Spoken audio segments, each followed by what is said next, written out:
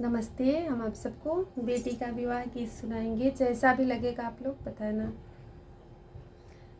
पापा बनवा में बोलेला कोयलिया त हमना सोहालानु हो।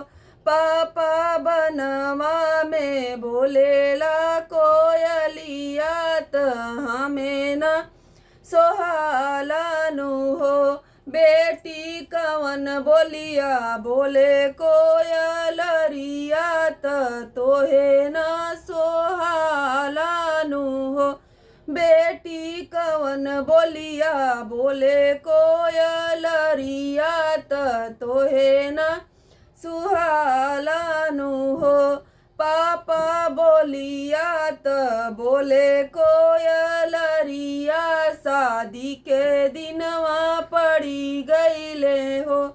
पापा बोलिया त बोले कोयलरिया शादी के दिनवा पड़ी गईले हो। बेटी ओहे में बस मोर नाही त बेटी धन पराया होली हो।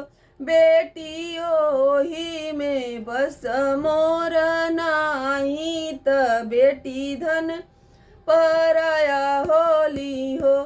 चाचा बनवा में बोले कोयलरिया त हमें न सुहालानु हो। बेटी कवन बोलिया बोले कोयलरिया त तोहे न सुहालानु हो। चाचा बोलिया त बोले कोयलरिया शादी के दिनवा पड़ी गईले हो। बेटी ओही में बस मोर नाही त बेटी धन पराया होली हो। बेटी ओही में बस मोर नाही त बेटी धन पराया होली हो।